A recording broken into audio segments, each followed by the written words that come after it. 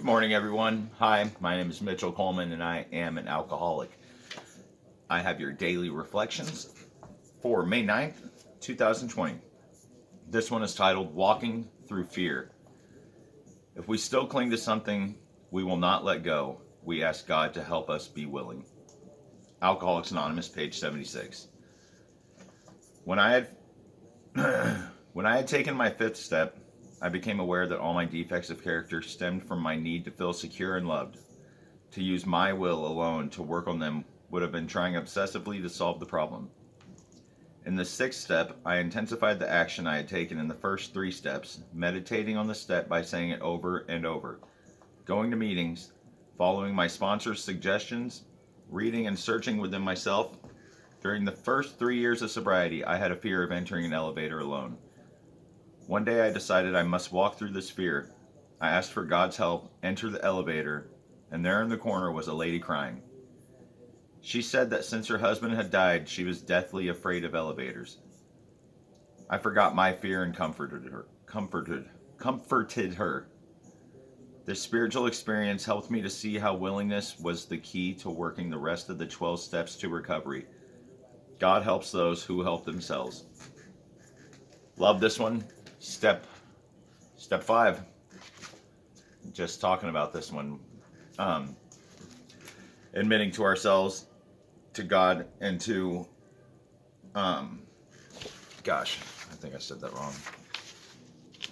Admittance is key. Admitted to God and to ourselves and another human being the exact nature of our wrongs.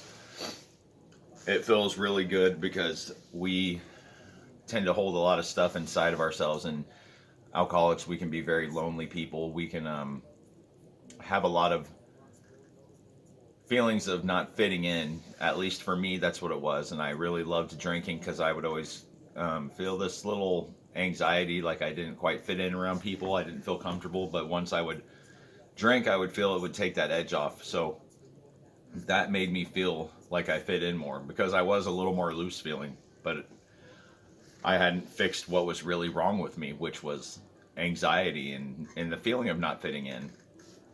So drinking got rid of that. But really what I needed was sobriety because I'm an alcoholic, and drinking only made things worse. So I was drinking all the time. It wasn't until recently when I went through some tough times that I went through them sober and got through it. And I've never felt better. And I feel like a completely different person, especially after that fifth step. It really helped me to not have to hide anything anymore and hold anything in, because that leads to more anxiety. I don't want to hold in anything. I've made mistakes, and to be able to tell it to someone else just felt amazing. And I hope if you're on this step right now that you were very thorough with your list, because like I've said before, I've held on to some things that I didn't feel I needed to tell, but you have to be totally honest. You got to put everything in there, as minuscule as it seems, or as embarrassing as it seems. That's the great thing too, is you're telling it to a sponsor most likely, and there's this camaraderie that goes along with being able to share our stories with someone else. It doesn't feel as bad, if you're telling it to someone on the street, a coworker, someone that a normie as they call it, and we can laugh about it kind of, because we're just sick people and we make mistakes, and that works for all of humanity too, not just alcoholics and addicts. And again, I like to reiterate the fact that this program is good for anyone. It doesn't have to just be an alcoholic or an addict. It's just a good way to live your life, and no one wants to carry around unwanted baggage and keep that on you, weighing you down and giving you stress and anxiety and depression. All things that will lead to a relapse, and also all things that can lead to very, very bad decisions, depending on some people. I had a friend commit suicide recently, and he was carrying around a lot of baggage, but he also kept using and was drinking all the time, and it got him. I think he was on pills too, but that's besides the point. And I don't think he ever gave the program a chance, and there is such hope in doing this program. It saves our lives. It has literally saved my life. I am now there for my kids.